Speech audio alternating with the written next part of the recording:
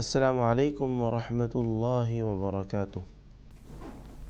الحمد للہ رب العالمین والصلاة والسلام علی حبیبہ سید الانبیاء واشرف المرسلین وعلی آلہ الطیبین الطاہرین واصحابہ الاکرمین الافضلین وعلی من احبہم وتبعہم بإحسان اجمعین الی یوم الدین، اما بعد۔ فأعوذ بالله من الشيطان الرجيم، بسم الله الرحمن الرحيم۔ يا أيها الناس قوا أنفسكم وأهليكم نارا وقودها الناس والحجارة عليها ملائكة غلاظ شداد لا يعصون الله ما أمرهم ويفعلون ما يؤمرون، صدق اللہ العظیم۔ ناظرین کرام، آپ دیکھ رہے ہیں منصف ٹی وی کا لائیو پروگرام دین کی بات۔ اس پروگرام میں ہم آپ کا دل کی گہرائیوں سے استقبال کرنا چاہتے ہیں۔ آج کے ہمارے پروگرام کا عنوان ہے گمراہی کے نتائج۔ اس موضوع سے متعلق آپ سوال کر سکتے ہیں اور جواب حاصل کر سکتے ہیں۔ اس موضوع سے علاوہ کوئی اور موضوع سے متعلق بھی آپ سوال کرنا چاہتے ہیں تو اس پروگرام میں شریک ہو کر سوال کر سکتے ہیں۔ اس پروگرام میں شریک ہونے کے لیے اسکرین پر جو نمبرات بتلائے جا رہے ہیں ان نمبرات کو ڈائل کر کے آپ پروگرام کا حصہ بن سکتے ہیں۔ ایک اور اہم بات آپ ذہن میں رکھیں، جب بھی آپ کال کریں ٹی وی سیٹ سے تھوڑا سا دور ہٹ کر بات کریں یا ٹی وی کا والیوم بالکل کم کر دیں تاکہ آپ کی آواز صاف سنائی دے سکے۔ ناظرین، جیسا کہ آپ نے سنا ہے کہ آج کے ہمارے پروگرام کا عنوان ہے گمراہی کے نتائج۔ اس موضوع سے متعلق انشاءاللہ تعالی ہم گفتگو کریں گے۔ دیگر اور بھی موضوعات سے متعلق اگر سوالات آتے ہیں تو پھر ان کو بھی انشاءاللہ تعالی شامل کیا جائے گا۔ ناظرین، گمراہی کے کیا نتائج ہیں اور گمراہی کہتے کس کو ہیں؟ گمراہی کا مطلب یہ ہے کہ انسان صراط مستقیم سے ہٹ جائے، سیدھے راستے کو بھول جائے اور بھٹک جائے۔ قرآن و حدیث کا جو راستہ ہے اس کو چھوڑ کر کوئی اور راستے پر چلے، اس کو گمراہی کہا جاتا ہے، راستے سے بھٹکنا کہا جاتا ہے۔ گمراہی کے کچھ اسباب بھی ہوتے ہیں، پھر اس کے نتائج بھی ہوتے ہیں۔ گمراہی کے اسباب یہ ہے کہ قرآن کریم سے دوری، احکام قرآن سے دوری، تعلیمات قرآن سے دوری، اور قرآن کریم میں جو عقائد بتلائے گئے ہیں ان عقائد سے انسان غافل اور نابلد رہے، اس سے دور ہو جائے تو پھر وہ گمراہی کا شکار ہو سکتا ہے۔ اسی طرح احادیث مبارکہ کے اندر حضور اکرم صلی اللہ علیہ وسلم نے جو ہدایات اور تعلیمات عطا فرمائی ہیں ان سے دور اگر انسان ہو جاتا ہے تب بھی وہ گمراہی کا شکار ہوتا ہے۔ اور اس کے ساتھ ساتھ نیک لوگوں کی صحبت، بزرگوں کی سنگت، ان کی ہم نشینی، علماء سے وابستگی، یہ ساری چیزیں انسان کو گمراہی سے بچا سکتی ہیں، اور اگر ان سے دور ہو جائے تو انسان گمراہی کا شکار ہو جاتا ہے۔ قرآن کریم میں جہاں پر احکام سے متعلق رہبری کی گئی ہے، عبادات، معاملات، معاشرت، اخلاق سے متعلق رہبری کی گئی ہے، وہاں پر اللہ تعالیٰ نے نیک لوگوں سے، بزرگوں سے وابستگی، ان کی ہم نشینی، ان کی مجلس میں بیٹھنا، اس کو بھی ذکر فرمایا ہے۔ ارشاد الہی ہے، یا ایھا الذین آمنوا اتقوا اللہ وابتغوا الیہ الوسیلہ، اے ایمان والو اللہ سے ڈرو اور اس تک پہنچنے کے لیے وسیلہ تلاش کرو۔ تو اللہ تعالیٰ تک پہنچنے کے لیے وسیلہ کیسے تلاش کریں؟ تو اس آیت مبارکہ کی تفسیر میں مفسرین کرام نے لکھا کہ نیک لوگوں کی صحبت میں رہیں، علماء کی صحبت میں رہیں، صالحین کی صحبت میں رہیں، اللہ والوں کی صحبت میں رہیں، ان کی صحبت میں بیٹھ کر اللہ سبحانہ و تعالیٰ تک پہنچنے کے لیے وسیلہ تلاش کریں۔ تو الغرض ناظرین کرام، نیک لوگوں کی صحبت اور سنگت یہ انسان کے لیے سعادت مندی کی بات ہے۔ حضرت شیخ سعدی رحمۃ اللہ تعالی علیہ نے بیان فرمایا، صحبت صالح ترا صالح کند صحبت طالح ترا طالح کنت، یعنی نیک کی صحبت تجھے بھی نیک بناتی ہے اور برے کی صحبت تجھے برا بنا دیتی ہے۔ تو نیک لوگوں کی صحبت میں بیٹھنا چاہیے، اللہ والوں کی صحبت میں بیٹھنا چاہیے۔ اور بزرگوں نے یہ بھی بتایا کہ برے کی صحبت اگر معلوم ہو جائے کہ جس کی صحبت میں آپ بیٹھتے ہو اگر وہ برا شخص ہے تو 10 روپیے خرچ کر کے، اس زمانے میں 10 روپے بہت اہم اور قیمتی بات ہوا کرتی تھی، تو اس کی صحبت سے بچنے کے لیے، برے کی صحبت سے بچنے کے لیے کچھ روپیے خرچ کرنا پڑے تو خرچ کر کے اس کی صحبت سے بچ جاؤ، اور نیک کی صحبت کچھ روپیے خرچ کر کے حاصل کرنا پڑے تو کچھ روپیے خرچ کر کے نیک کی صحبت حاصل کر لو۔ یہ بڑے لوگوں نے، بزرگوں نے بیان فرمایا ہے۔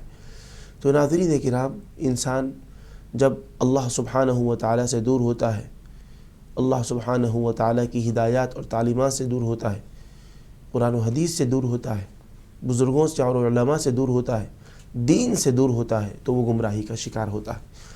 ہم کو دین پر چلنا ہے، کیونکہ قرآن کریم میں اللہ تعالیٰ نے فرمایا ان الدین عند اللہ الاسلام، یقیناً اللہ تعالیٰ کے پاس دین اسلام ہی ہے۔ تو انسان مسلمان ہے تو بحیثیت مسلمان وہ اس بات کا پابند ہے کہ وہ قرآن و حدیث پر عمل کرتے ہوئے زندگی گزارے، قرآن و حدیث کے راستے کو نہ چھوڑے، ترک نہ کرے۔ ایک کالر کو ہم پروگرام میں شامل کرتے ہیں۔ السلام علیکم۔ السلام علیکم۔ وعلیکم السلام۔ جی، کون اور کہاں سے بات کر رہے ہیں؟ میں اکبر علی بنگلور سے بات کر رہا ہوں۔ جی اکبر صاحب فرمائیے، کیا سوال ہے؟ اسلام میں یہ دورہ ایجاد کرنا جائز ہے کیا؟ اور جا کے وہاں جا کر دعائیں مانگنا جائز ہے کیا نہیں؟ آپ سوال دہرائیے اپنا۔ اسلام میں درگاہ ایجاد کرنا جائز ہے کیا؟ جی۔ اور وہاں جا کر دعائیں مانگنا جائز ہے کیا؟ جی ٹھیک ہے، اور کوئی سوال؟ بس اتنا ہی ہے۔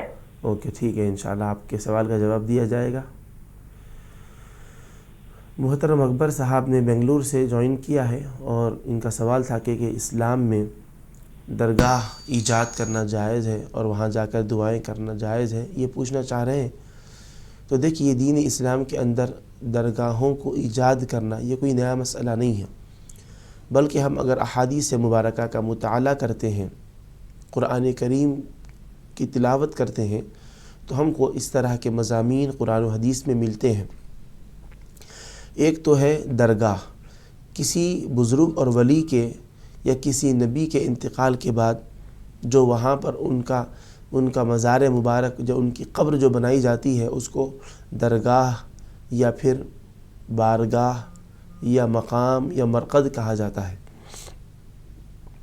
اب یہاں پر یہ یاد رہے کہ کوئی بھی بزرگ اور ولی، نبی، کوئی بھی نیک لوگ، اگرچہ وہ عالم نبی ہو، نیک متقی پرہیزگار ہو، انتقال سے پہلے بھی ان کے پاس جانا یہ برکتوں کا ذریعہ ہے۔ اسی طریقے سے انتقال اگر ہو جائے ان کا، تو انتقال کے بعد ان کی قبر کی زیارت کے لیے جانا یہ بھی احادیث مبارکہ سے ثابت ہے۔ تو جب کسی کے انتقال کے بعد ان کی قبر کا نشان معلوم ہوگا تبھی تو زیارت کے لیے جائیں گے، اور احادیث مبارکہ سے ہم کو اس کی رہبری ملتی ہے۔ حضرت نبی کریم صلی اللہ علیہ وسلم نے ارشاد فرمایا، کنت نہیتکم عن زیارت القبور الا فزوروها، میں نے تم کو قبروں کی زیارت سے منع کیا تھا۔ اسلام کے ابتدائی زمانے میں سرکار نے منع فرمایا تھا، کنت نہیتکم عن زیارت القبور، میں نے تم کو قبروں کی زیارت سے منع کیا تھا، الا فزوروها، آگاہ رہو اب قبروں کی تم زیارت کے لیے جا سکتے ہو۔ پھر آگے نبی کریم علیہ السلام فرماتے ہیں، کیونکہ قبروں کی زیارت کرنا دنیا سے تم کو بے رغبت بناتا ہے، دنیا سے بے رغبت بناتا ہے اور آخرت کی یاد دلاتا ہے۔ تو حدیث شریف کی روشنی میں، حضرت نبی کریم علیہ السلام کے ارشاد مبارک کی روشنی میں قبروں کی زیارت کے لیے جانا یہ ناجائز نہیں ہے، یہ منع نہیں ہے، بلکہ ابتدا میں منع تھا۔ حضرت نبی کریم علیہ السلام نے اس ارشاد مبارک کے ذریعے سے پہلے جو منع کیا تھا اس امتناع کو بھی آپ نے ختم فرما دیا اور اجازت بھی عطا فرمائی ہے۔ تو اس اجازت کی وجہ سے قبروں کی زیارت کے لیے جانا بالکل جائز اور درست ہے، یا وہ انبیاء کے مزارات ہوں، یا صحابہ کے ہوں، یا اہل بیت کے ہوں، یا علماء کے ہوں، یا اولیاء کے ہوں، یا کوئی بھی نیک عام لوگوں کے ہوں، ان کے مزارات کی زیارت کے لیے جانا جائز اور درست ہے۔ اسی طرح اپنے مرحوم والدین کے مزار کی زیارت کے لیے بھی جانا یہ بھی جائز اور درست ہے۔ اب ناظرین کرام، یہ تو نبی کریم علیہ السلام نے ارشاد فرمایا اور اجازت عطا فرمائی۔ ایک ہے زبانی اجازت نبی کریم علیہ السلام نے عطا فرمائی۔ دوسری حدیث مبارک میں حضور پاک علیہ السلام کا عمل مبارک بھی ملتا ہے۔ حضرت نبی کریم صلی اللہ علیہ وسلم اہل جنت البقیع کے لیے دعائے مغفرت بھی فرمایا کرتے تھے، اور جنت البقیع میں آپ وہاں کے اصحاب قبور کی زیارت کے لیے تشریف بھی لے جایا کرتے تھے۔ احادیث مبارکہ میں ہم کو اس کا ذکر ملتا ہے کہ نبی کریم علیہ السلام جنت البقیع تشریف لے گئے۔ بقیع غرقد کا نام بھی آتا ہے احادیث مبارکہ میں۔ جنت البقیع آپ تشریف لے گئے، وہاں کے مرحومین کے لیے آپ نے دعائے مغفرت بھی فرمائی ہے، ان کے قبروں کی زیارت بھی آپ نے فرمائی ہے۔ تو یہ نبی کریم علیہ السلام کا عمل مبارک بھی ہے۔ اسی طرح جو شہدائے احد ہیں، جو اسلام کی تیسری جنگ ہوئی احد معرکہ، جو جبل احد پہاڑ کے دامن میں واقع ہوئی ہے جنگ، تو اس جنگ میں حضور پاک علیہ السلام کے چچا جان حضرت سیدنا امیر حمزہ رضی اللہ تعالی عنہ شہید ہوئے، دیگر اور صحابہ کرام بھی شہید ہوئے۔ تو حضرت نبی کریم علیہ السلام پابندی کے ساتھ ہر سال ان کے مزار کی زیارت کے لیے تشریف لے جایا کرتے تھے۔ نبی کریم علیہ السلام اپنی حیات مبارکہ میں پابندی کے ساتھ تشریف لے جایا کرتے تھے، اور حضور پاک علیہ السلام کے وصال مبارک کے بعد حضرت سیدنا ابو بکر صدیق رضی اللہ عنہ نے اس طریقے کو جاری رکھا کہ آپ اپنی خلافت کے زمانے میں تشریف لے جایا کرتے تھے۔ حضرت عمر رضی اللہ عنہ بھی اپنی خلافت کے زمانے میں سرکار کی سنت پر عمل کرتے ہوئے شہدائے احد کی زیارت کے لیے احد پہاڑ کے دامن میں جو ان کے مزارات ہیں وہاں پر جایا کرتے تھے۔ حضرت عثمان غنی رضی اللہ تعالی عنہ کا بھی یہ معمول رہا۔ تو اب آپ اندازہ فرمائیں کہ نبی کریم علیہ السلام کے اس طریقے کو صحابہ نے دیکھا بھی ہے، اس پر عمل بھی کیا ہے۔ تو درگاہ ایجاد کرنا، لفظ ایجاد ہم نہیں کہیں گے، کیونکہ ہم کوئی اپنی طرف سے ایجاد نہیں کرتے، یہ چیز پہلے سے چلی آ رہی ہے۔ کوئی بھی انسان کا انتقال ہو جائے تو اس کو زمین میں دفن کرتے ہیں، اس کی قبر بنتی ہے، مزار بنتی ہے، پھر اس کے ساتھ ساتھ اس کے متعلقین وغیرہ وہاں پر زیارت کے لیے جاتے ہیں، جا کر قرآن کی تلاوت کر کے اس کا ثواب مرحوم کو پہنچاتے ہیں، کچھ ایصال ثواب ہوتا ہے۔ تو الغرض یہ ساری چیزیں جائز اور درست ہیں۔ تو درگاہوں کو جانا، مزارات کی زیارت کرنا، یا اپنے مرحوم رشتہ دار ہوں، یا پھر نیک لوگ ہوں، علماء ہوں، اولیاء اللہ ہوں، انبیاء ہوں، صحابہ ہوں، اہل بیت ہوں، یہ ساری چیزیں جائز اور درست ہیں۔ البتہ ہر چیز میں شریعت کے حدود کو پھلانگنا نہیں چاہیے۔ ہر چیز کی ایک حد ہے۔ انسان کی زندگی میں جتنے کام ہیں ساری چیزوں کی حدود ہوتے ہیں، اس کے کچھ طریقے ہوتے ہیں، اس کے کچھ آداب ہوتے ہیں۔ آداب کو ملحوظ رکھنا چاہیے، جو شریعت کے حدود ہیں وہ حدود کو نہیں پھلانگنا چاہیے۔ شریعت کے احکام کی خلاف ورزی نہیں ہونی چاہیے۔ جا کر درگاہ کا طواف کرنا یا سجدہ کرنا، یہ چیزیں تو بالکل ناجائز ہیں۔ قرآن و حدیث کی روشنی میں علماء کرام اس کو بالکل منع کرتے ہیں ایسی چیزوں سے۔ تو اس طرح کے نامناسب چیزیں اور پھر جو ناجائز امور ہے، ایسی چیزیں وہاں نہیں ہونی چاہیے۔ لیکن درگاہ کی زیارت کرنا یہ بالکل جائز ہے، پھول چڑھانا یہ بالکل جائز اور درست ہے۔ نبی کریم علیہ السلام کے ہی عمل مبارک سے، حدیث شریف سے ثابت ہے کہ نبی کریم علیہ السلام نے درخت کی تر ٹہنی کو منگوایا، اس کے 2 حصے کیے، 2 قبروں پر آپ نے وہ لگایا، اور فرمایا کہ ان دونوں قبروں پر عذاب ہو رہا تھا۔ اللہ سبحانہ و تعالیٰ کے فضل سے جب تک یہ ٹہنیاں تر رہیں گی ان کے عذاب میں کمی رہے گی۔ تو مزار پر قبر پر پھول وغیرہ ڈالنا یہ بالکل جائز ہے، سرکار کے اس عمل مبارک سے اس کا ثبوت ملتا ہے۔ اور البتہ خواتین کا ایسی حالت میں جانا کہ وہاں پر مردوں سے اختلاط ہو، جسم سے جسم ٹکرائے یا پھر برائی پھیلنے کا اندیشہ ہو، تو بالکل ایسی حالت میں جانا نامناسب ہے۔ ویسے صرف درگاہ کی ہی بات نہیں، بلکہ شاپنگ مالز کو جانا، دیگر اور ضروریات کے لیے گھر کے باہر نکلنا جہاں بے پردگی ہو عورت کے لیے، کہیں بھی، درگاہ ہی کی بات نہیں ہے، درگاہ ہو یا پھر اور دیگر ہاسپٹل ہو یا دیگر خرید و فروخت کے لیے بازار جانا پڑے، شریعت کے حدود میں رہتے ہوئے جائیں، بے پردگی نہیں ہونی چاہیے، مردوں کا عورتوں کا اختلاط نہ ہو، ٹھیک ہے، بد نگاہی نہ ہو، برائی نہ پھیلے۔ ان ساری چیزوں کا خیال جس طرح بازار کو جاتے وقت رکھنا چاہیے، اسی طرح درگاہ کو جاتے وقت بھی رکھنا لازم اور ضروری ہے۔ امید ہے کہ آپ اس جواب سے مطمئن ہوئے ہوں گے۔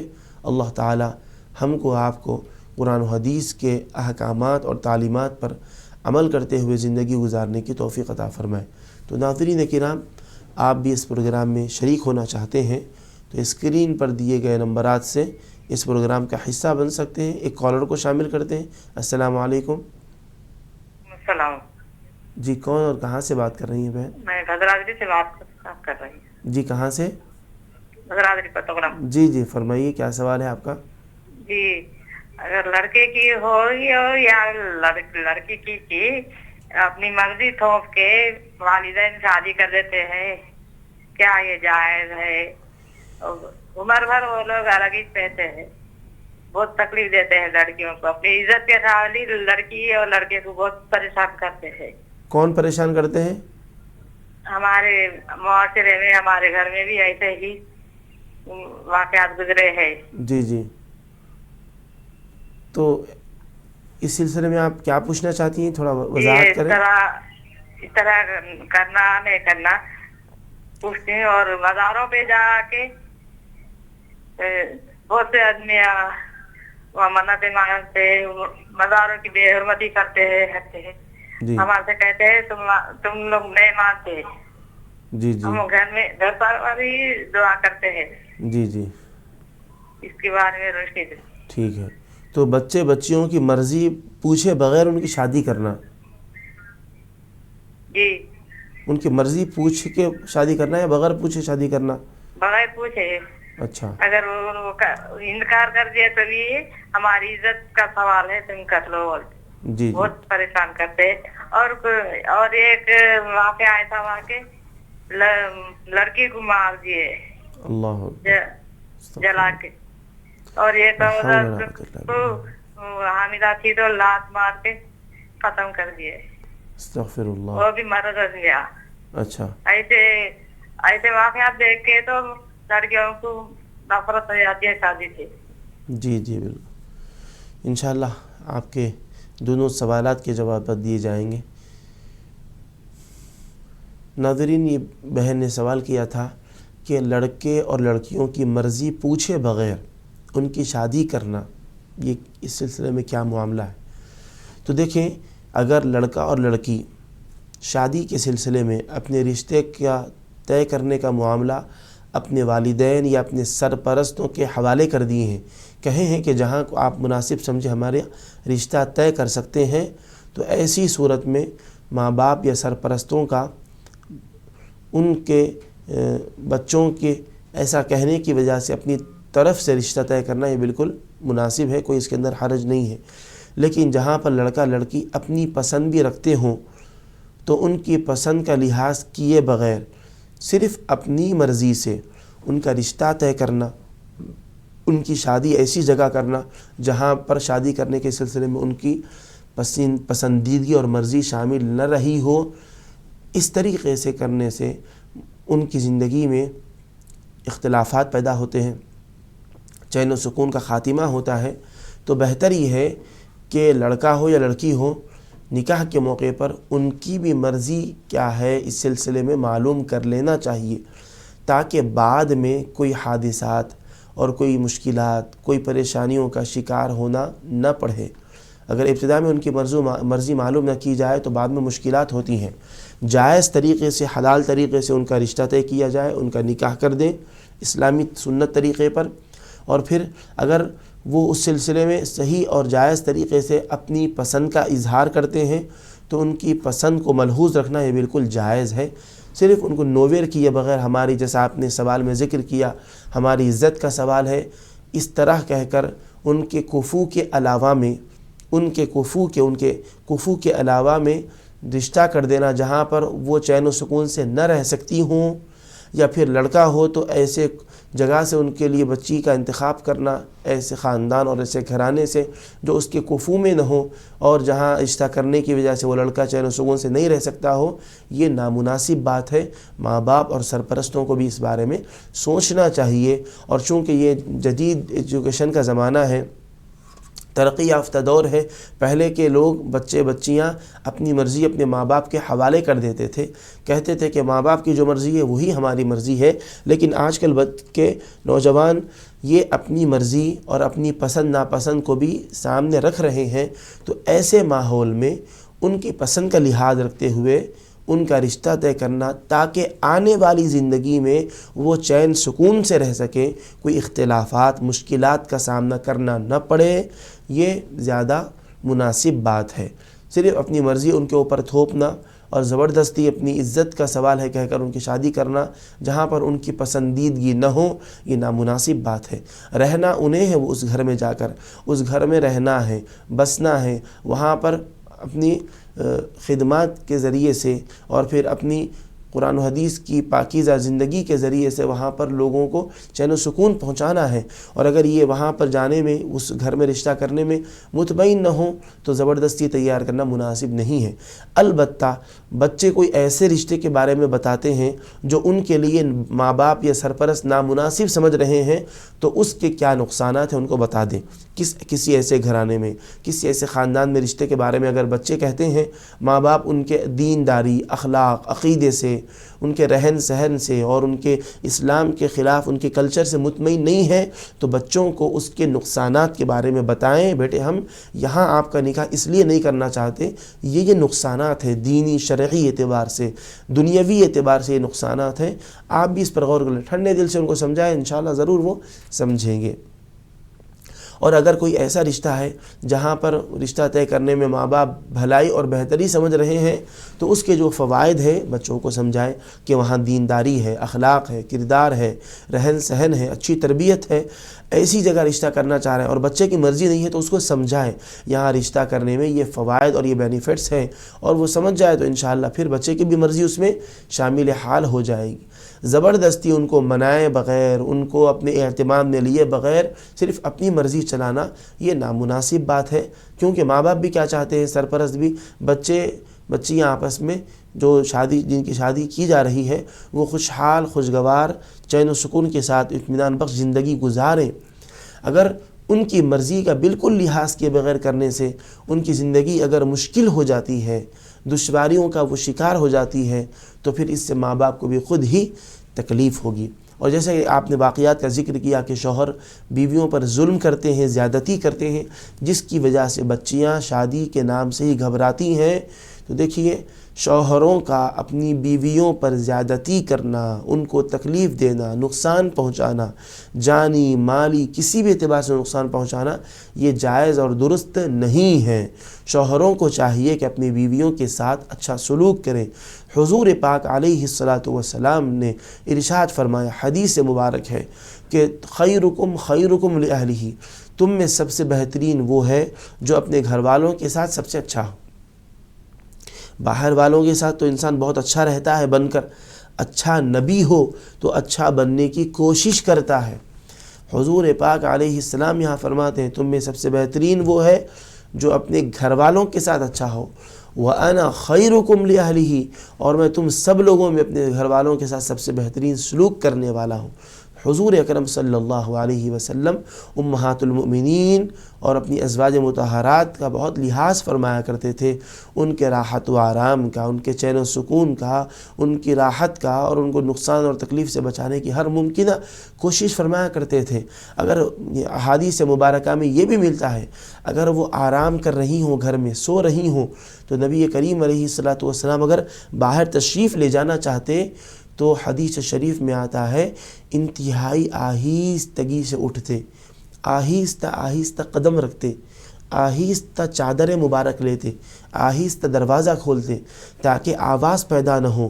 اگر آواز پیدا ہوگی تو امہات المؤمنین کی نیند میں خلل آ جائے گا۔ اس طرح نبی کریم علیہ السلام ہر چیز آہستہ آہستہ فرمایا کرتے تاکہ ان کی نیند میں خلل نہ ہو۔ اب بالکل چیخ چیخ کر زور زور باتیں کرنا، چیزوں کو زور سے اٹھانا پٹخنا کہ لوگوں کی نیند میں خلل ہو، یہ بالکل نامناسب بات ہے۔ ان کے کام میں نبی کریم علیہ السلام ہاتھ بھی بٹایا کرتے تھے امہات المؤمنین کے کام میں۔ حضور پاک علیہ الصلوۃ والسلام کی ایسی شفقت ہے، سرکار پیار محبت کے ساتھ زندگی گزارنے کی تعلیم دیے ہیں۔ پیار محبت کے ساتھ زندگی گزاریں، اللہ اس کے رسول کے احکامات پر بھی عمل کریں، اور عبادات اور فرائض کا بھی پاس و لحاظ رکھیں۔ یہ حضور پاک علیہ السلام کی تعلیم ہے۔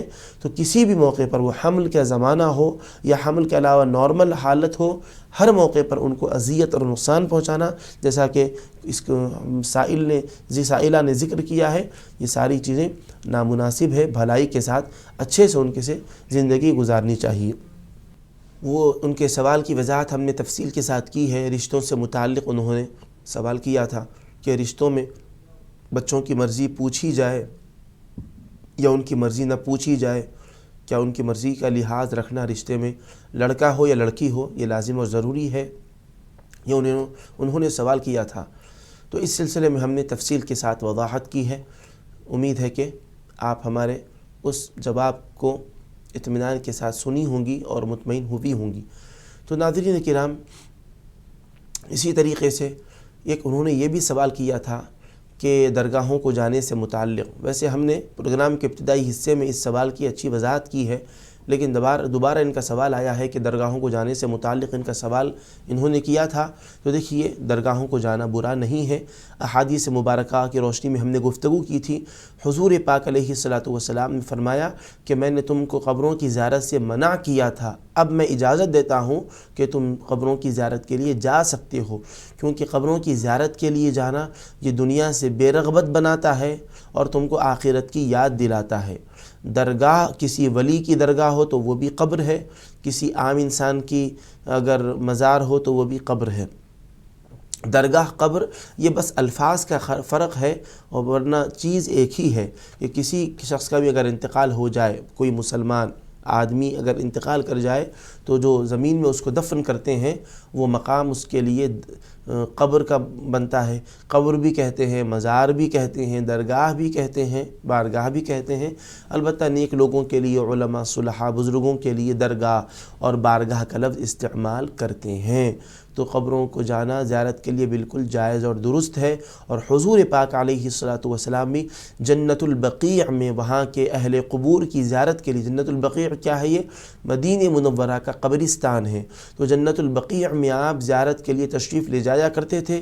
وہاں کے جو مرحومین ہیں، جو لوگ انتقال کر گئے ہیں، جو وہاں پر مدفون ہیں، ان کے لیے دعائے بخشش و مغفرت بھی فرمایا کرتے تھے، اور پھر ایصال ثواب بھی کیا جا سکتا ہے۔ مرحوموں کے لیے کوئی بھی نیک کام کر کے ان کو ثواب بھی پہنچایا جا سکتا ہے۔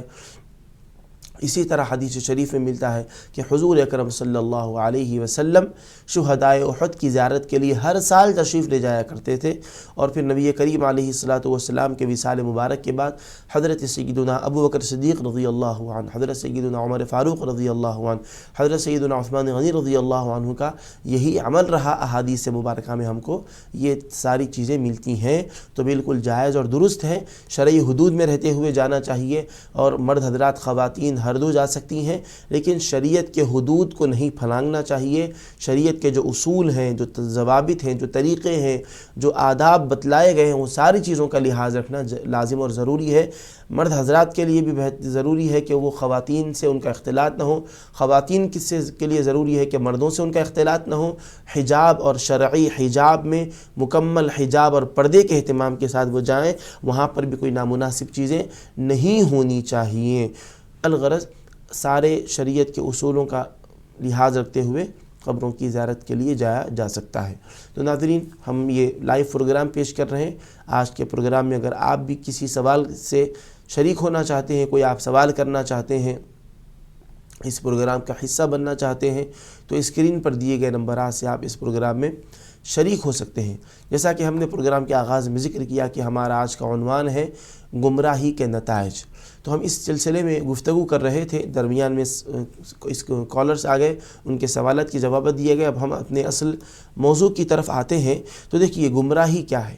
گمراہی یہ صرف صراط مستقیم سے بھٹکنا ہی نہیں ہے، بلکہ انسان حق کو دیکھتے ہوئے، سچ کو اپنی آنکھوں سے دیکھتے ہوئے، حق بات کو، حق راستے کو دیکھتے ہوئے اس سے منہ پھیر لینا یا اس کو چھوڑ دینا، سیدھے راستے پر نہ چلنا، حق سے منہ موڑ لینا، آنکھوں کو بند کر لینا دیکھتے ہوئے حق بات اور سچ بات، یہ بھی ایک قسم کی گمراہی ہے۔ قرآن کریم میں گمراہی کے نہ صرف اسباب بتلائے گئے ہیں، بلکہ دینی اور اخروی اعتبار سے، دنیاوی اعتبار سے اس کے نقصانات بھی بتلائے گئے ہیں۔ دیکھیے یہ چیز پیدا کیوں ہوتی ہے؟ گمراہی بری صحبت سے پیدا ہوتی ہے۔ اس کے اسباب ہیں، بری صحبت ہے، یا جہالت ہے، یہ خواہش نفس کی پیروی ہے۔ یہ چیزیں ایسی ہیں، اس کی وجہ سے انسان گمراہ ہو جاتا ہے۔ سب سے پہلی چیز تو کیا ملحوظ رکھنی چاہیے کہ بری صحبت سے اپنے آپ کو بچائے۔ بری صحبت سے انسان گمراہی کی طرف چلا جاتا ہے، گمراہی کا شکار ہو جاتا ہے۔ صحبت اچھی ہو، نیک لوگوں کی صحبت ہو، جو دینی تعلیمات سے واقف ہو ان کی صحبت ہو، اور وہ بھی قرآن و حدیث کی تعلیمات پر عمل کرتے ہوں، صرف دین کا لباس ہی نہ ہو، لبادہ ہی اوڑے ہوئے نہ ہو، بلکہ ان کے اندر بھی دین ہو، دین ان کے دل کے اندر ہو، ان کے معاملات کے اندر، ان کے معمولات کے اندر، ان کے اٹھنے بیٹھنے کے اندر دینداری ہو۔ صرف دین کا لبادہ اوڑے ہوئے ہیں لیکن دین سے خالی ہیں، ایسے لوگوں کی صحبت سے بچا جائے جو حقیقت میں دین سے واقف ہوں، دیندار بھی ہوں، دین سے واقف بھی ہوں، ایسے لوگوں کی صحبت میں رہا جائے۔ تو پہلی چیز ہے بری صحبت سے اپنے آپ کو بچائے۔ نیک اور اچھے لوگوں کی صحبت، جن کا عقیدہ بھی درست ہو، جن کا عمل بھی درست ہو، جن کا عقیدہ بھی قرآن و حدیث کے مطابق ہو، جن کا عمل بھی قرآن و حدیث کے مطابق ہو، ایسوں کی صحبت اختیار کی جائے۔ خواہش نفس کی پیروی سے اپنے آپ کو بچایا جائے، یہ چیزیں ضروری ہیں۔ ایک کالر کو شامل کرتے ہیں۔ السلام علیکم۔ وعلیکم السلام مفتی صاحب۔ حضور پوچھنا یہ تھا کہ جیسے دعا یہ کہیں کہیں مانگا جاتا ہے کہ اللہ رحم کرے محمد صلی اللہ علیہ وسلم کے واسطے، اور محمد صلی اللہ علیہ وسلم کرم کیجیے اللہ کے واسطے، کہ یہ دعا اسلام اور قرآن و سنت کے لحاظ سے شرعاً جائز ہے؟ مفتی صاحب ذرا رہنمائی کیجیے۔ جی بالکل۔ اور کوئی سوال آپ کا؟ نہیں حضور نہیں ہے۔ جی چلو ٹھیک ہے، آپ کے سوال کا جواب دیا جاتا ہے۔ آپ نے یہ سوال کیا کہ اللہ تعالیٰ کے دربار میں یہ عرض کرنا کہ اے اللہ، حضرت محمد مصطفیٰ صلی اللہ علیہ وسلم کے واسطے سے ہم پر کرم فرما، یہ آپ کا سوال تھا۔ اور اسی طرح یا محمد صلی اللہ علیہ وسلم اللہ تعالیٰ کے واسطے سے ہم پر توجہ فرمائیے، نظر کرم فرمائیے، کیا اس طرح دعا میں کہنا جائز اور درست ہے؟ تو دیکھیے دعا کیا ہے، یہ بندے اور رب کے درمیان ایک راز کا معاملہ ہے، ایک سر ہے، ایک تعلق ہے، کنیکشن ہے۔ بندہ براہ راست اللہ تعالیٰ کے دربار میں عرض کرے اور پھر نبی کریم صلی اللہ علیہ وسلم کے وسیلے سے دعا کرے، یہ بالکل جائز ہے۔ قرآن کریم میں اللہ تعالیٰ نے خود فرمایا یا ایھا الذین آمنوا اتقوا اللہ، اے ایمان والو اللہ سے ڈرو، وابتغوا الیہ الوسیلہ، اور اللہ تک پہنچنے کے لیے وسیلہ تلاش کرو۔ تو قرآن میں وسیلے کا ذکر آیا ہے، تو دعا میں حضرت محمد صلی اللہ علیہ وسلم کا وسیلہ لے کر دعا کرنا یہ بالکل جائز اور درست ہے۔ اور حضور پاک علیہ السلام نے بھی جو اپنی امت کو، صحابہ کو دعائیں سکھائی ہیں، ان میں ایسی دعائیں بھی موجود ہیں جن میں نبی کریم علیہ السلام کے وسیلے کا ذکر ہے۔ تو دو چیزیں بھی دعا کے اندر موجود ہیں، میں حدیث شریف کی روشنی میں کہ اللہ کے دربار میں حضور اکرم صلی اللہ علیہ وسلم کو وسیلہ بنانا کہ نبی حضرت محمد مصطفیٰ صلی اللہ علیہ وسلم کے وسیلے سے کرم فرما، یہ بھی بالکل جائز ہے۔ اور حضرت محمد مصطفیٰ صلی اللہ علیہ وسلم کے دربار میں عرض کرنا کہ اے محمد صلی اللہ علیہ وسلم، اللہ تعالیٰ کے واسطے سے آپ ہم پر توجہ فرمائیے، یہ بھی بالکل جائز ہے۔ سرکار نے جو دعائیں سکھائی ہیں وہ اس کے اندر یہ موجود ہے۔ اللہم انی اسألک واتوجہ الیک بنبیک محمد صلی اللہ علیہ وسلم، یہ عربی دعا ہے سرکار جو سکھائے ہیں، آپ گوگل پر سرچ کر کے عربی میں دیکھ سکتے ہیں۔ اللہم انی اسألک، اے اللہ میں تجھ سے مانگتا ہوں، واتوجہ الیک، اور میں تیری طرف متوجہ ہوتا ہوں، بنبیک، تیرے نبی حضرت محمد صلی اللہ علیہ وسلم کے وسیلے سے، یا محمد، پھر اس کے بعد ذکر ہے اے محمد صلی اللہ علیہ وسلم، میں آپ کی طرف متوجہ ہوتا ہوں کہ آپ اللہ تعالیٰ کے دربار میں میرے لیے سفارش فرمائیے، آپ توجہ فرمائیے۔ اس طرح کے الفاظ بالکل جائز اور درست ہیں، احادیث مبارکہ سے اس کا ثبوت ہم کو ملتا ہے، تو دعا میں ایسا کہنا کوئی حرج کی بات نہیں ہے، کیونکہ ہم اللہ تعالیٰ کے دربار میں دعا کر رہے ہیں تو اللہ ہمارا خالق و مالک ہے، اس کو ہم خدا مانتے ہوئے دعا کر رہے ہیں، اور حضرت محمد صلی اللہ علیہ وسلم کو اس میں وسیلہ بنا رہے ہیں، جائز ہے۔ حدیث شریف سے بھی ہم نے اس کا ثبوت دیا ہے۔ حضرت محمد صلی اللہ علیہ وسلم کو جو عرض کرتے ہیں محمد صلی اللہ علیہ وسلم آپ ہم پر توجہ فرمائیے، نظر کرم فرمائیے، اس طرح کہنا حضرت محمد مصطفیٰ صلی اللہ علیہ وسلم کو رب مانتے ہوئے نہیں، ان کو خدا مانتے ہوئے ایسا نہیں کہتے، بلکہ ایسا کہتے ہیں کہ وہ اللہ کے نیک بندے ہیں، نبی ہیں، رسول ہیں، اللہ کے چہیتے بندے ہیں، وہ حبیب اللہ کا لقب اللہ نے ان کو عطا فرمایا، اللہ کے دربار میں ان کا بڑا مقام ہے، اللہ کے دربار میں اگر وہ سفارش فرمایا اور وہ ہم پر توجہ کریں تو اللہ تعالی ہم پر فضل فرمائے گا۔ تو حضرت محمد صلی اللہ علیہ وسلم کو دعا میں جو وسیلہ یا ان کی طرف جو متوجہ ہوتے ہیں، جو مناجات ہوتی ہے، تو ان کو نبی مانتے ہوئے کہتے ہیں، ان کو خدا نہیں مانتے، اللہ کو خدا مانتے ہیں، حضرت محمد صلی اللہ علیہ وسلم کو اللہ کا نبی اور رسول مانتے ہوئے ان کی طرف متوجہ ہو کر دعا کرتے ہیں، یہ بالکل جائز اور درست ہے۔ اور قرآن کریم سے ہم کو اس کا ثبوت ملتا ہے۔ قرآن کریم اگر ہم پڑھتے ہیں تو اللہ تعالیٰ نے فرمایا وَلَوْ أَنَّهُمْ إِذْ ظَلَمُوا أَنفُسَهُمْ جَاءُوكَ، اللہ تعالیٰ فرماتا ہے، 5واں پارہ ہے، سورہ نساء کی آیت مبارکہ ہے، وَلَوْ أَنَّهُمْ إِذْ ظَلَمُوا أَنفُسَهُمْ جَاءُوكَ، اور اگر یہ لوگ اپنی جان پر ظلم کر بیٹھیں، جاؤک، اے محمد صلی اللہ علیہ وسلم، یہ لوگ آپ کے دربار میں آئے۔ علامہ ابن کثیر نے بھی، جو وہ عالم ہے، دیگر مکتب فکر کے لوگ بھی ان کو مانتے ہیں، جو اس طرح کی باتوں کو بالکل ناجائز کہتے ہیں، انہوں نے بھی اپنی تفسیر القرآن العظیم میں اس آیت مبارکہ کی تفسیر میں آپ جا کر دیکھیے انہوں نے کیا بیان کیا۔ انہوں نے ایک واقعہ ذکر کیا کہ ایک صحابی نبی کریم علیہ الصلوۃ کے خدمت میں حاضر ہوئے اور اس آیت مبارکہ کا وسیلہ دے کر اللہ تعالیٰ نے فرمایا، اے اللہ تو نے فرمایا کہ اے لوگو جب تم اپنی جانوں پر ظلم کر بیٹھو، جاؤک، حضرت نبی کریم علیہ السلام کی خدمت میں آؤ، فاستغفروا اللہ، اور تم اللہ کے دربار میں بخشش چاہو، اور نبی کا وسیلہ بھی بخشش میں لایا جا سکتا ہے۔ انہوں نے جو واقعہ ذکر کیا اس سے اس کا ثبوت بھی ملتا ہے۔ فاستغفروا اللہ، نبی کریم علیہ السلام، اللہ چاہا تو یہ بھی فرما سکتا تھا تم اگر اپنی جانوں پر ظلم کر بیٹھو تو مسجد میں جاؤ، اپنے اپنے مقام پر مصلی بچھا کر دعا کرو، یہ سب چیزیں جائز ہیں، لیکن اللہ نے کیا فرمایا، اے نبی کریم علیہ السلام، وہ لوگ آپ کے پاس آئیں جو اپنی جان پر ظلم کیے ہیں، زیادتی کیے ہیں، اللہ کی نافرمانی کر کے، اس کے احکام کے خلاف کر کے، قرآن و حدیث کی تعلیمات کو پس پشت ڈال کر، جاؤک، وہ آپ کے دربار میں آئے، فاستغفروا اللہ، وہ اللہ تعالیٰ سے بخشش و مغفرت طلب کریں، آپ کے پاس پہلے آ جائیں، یہاں آ کر اللہ سے دعا کریں، بخشش چاہیں اللہ سے، فاستغفروا اللہ۔ پھر آگے اللہ تعالیٰ نے کیا فرمایا، یہ قرآن کی آیت میں پڑھ کر آپ کو سنا رہا ہوں، واستغفر لهم الرسول، حضرت رسول اللہ صلی اللہ علیہ وسلم بھی تمہارے لیے اللہ کے دربار میں بخشش چاہیں، آگے ہیں مصطفیٰ کے دربار میں، وہاں آ کر دعا کی ہے اللہ سے۔ پھر حضور پاک علیہ السلام بھی اللہ کے دربار میں بخشش چاہیں، اللہ یہ آیا ہے بندہ تیرے حکم پر عمل کرتے ہوئے، اس کو بخش دے، اس کی بخشش فرما دے، اس کے قصور کو معاف فرما دے۔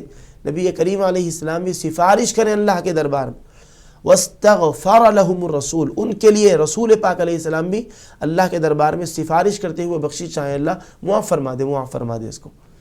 تو پھر اللہ نے فرمایا لَوَجَدُوا اللَّهَ تَوَّابًا رَحِيمًا، جب ایسا ہو جائے گا کہ ظلم زیادتی کرنے والا نبی کریم علیہ السلام کے دربار میں آ کر اللہ سے دعا کرے گا، نبی کے دربار میں آ کر، اور نبی کریم علیہ السلام اللہ کے دربار میں اس آنے والے کے لیے سفارش فرمائیں گے، تو ضرور اللہ فرماتا ہے لَوَجَدُ اللَّهَ، ضرور وہ ظلم کرنے والا جو نبی کے دربار میں آ کر اللہ سے بخشش چاہا ہے، نبی نے اس کے لیے سفارش کی ہے، بخشش طلب کی ہے، یہ جب چیزیں ہو جائیں گی تو فرماتے ہیں اللہ تعالیٰ کا ارشاد ہے لَوَجَدُ اللَّهَ تَوَّابًا رَحِيمًا، تو اللہ تعالیٰ کو خوب توبہ قبول کرنے والا اور نہایت رحم کرنے والا پائے گا. تو دیکھیے قرآن کریم سے اس بارے میں رہبری اور رہنمائی مل رہی ہے. تو نبی کریم علیہ السلام کا دعا میں وسیلہ لینا بالکل جائز ہے، بلکہ سرکار کے وسیلے سے دعا کرنا سرکار کی ولادت کے بعد بھی جائز ہے. سرکار کے پیدا ہونے سے پہلے بھی حضور پاک علیہ السلام کے نور کے وسیلے سے دعا کی جاتی تھی. صحیح بخاری شریف پڑھیے، حضرت ابو طالب کے اس کے اندر اشعار موجود ہیں، انہوں نے اس میں ذکر کیا وَأَبْيَضَ يُسْتَسْقَى الْغَمَامُ بِوَجْهِهِ ثِمَالُ الْيَتَامَى عِصْمَةٌ لِلْأَرَامِلِ. نبی کریم علیہ السلام کی ولادت باسعادت سے پہلے جب عرب قحط سالی میں مبتلا ہوتے، کسی تکلیف اور پریشانی میں مبتلا ہوتے، کسی آفت اور حادثے کا شکار ہوتے، تو سرکار کے وسیلے سے، نور مصطفیٰ کے وسیلے سے دعا کرتے. ابھی سرکار دنیا میں تشریف لائے نہیں ہیں، آنے سے پہلے بھی نور مصطفیٰ کے وسیلے سے دعا کرتے. صحیح بخاری میں حضرت ابو طالب کا شعر ہے، زمانے جاہلیت میں بھی سرکار کے وسیلے سے دعا کی جاتی تھی.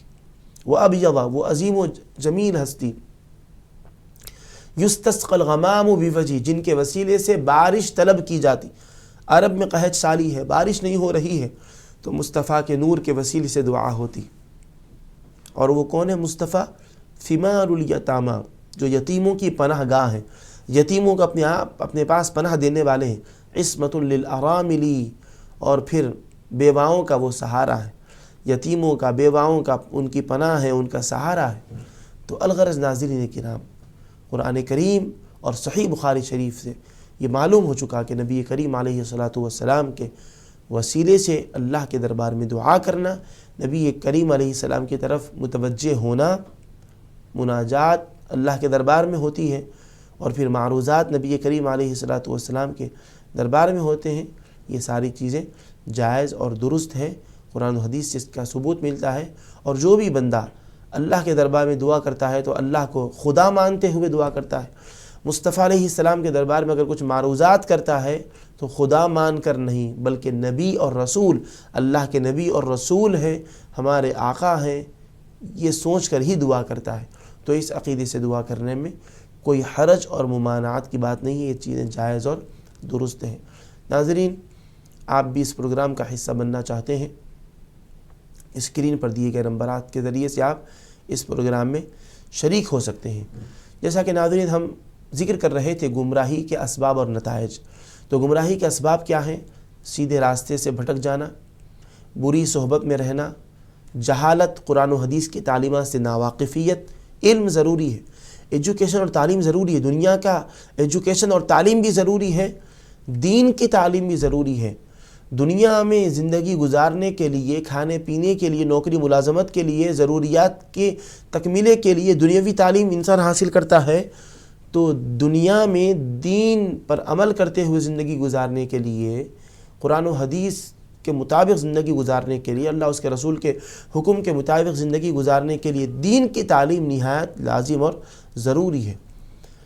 تو دین کی تعلیم سیکھے. جہالت کی وجہ سے بھی بندہ گمراہی کی طرف جاتا ہے، گمراہی کے یہ اسباب ہیں. اور خواہش نفس کی پیروی کرنے کی وجہ سے، جو جی میں آئے کرنا، اس کو خواہش نفس کہتے ہیں. نفس جو چاہتا ہے کر رہے ہیں، اس کی وجہ سے بھی انسان گمراہی کا شکار ہوتا ہے. ہم اپنی مرضی اور خواہش کے غلام نہیں ہیں، اللہ اس کے رسول کے حکم کے ہم فرما بردار ہیں. تو ہم اپنی مرضی اور خواہش کے غلام نہ بنیں، بلکہ اللہ اس کے رسول کے حکم پر عمل کرتے ہوئے زندگی گزاریں. تو جہالت بھی ہے، خواہش نفس بھی ہے، بری صحبت ہے، یہ انسان کو گمراہی کی طرف لے جاتی ہے، گمراہی کے اسباب ہیں، اور اس کے نتائج کیا ہیں؟ دنیا اور آخرت ہر دو کی بربادی۔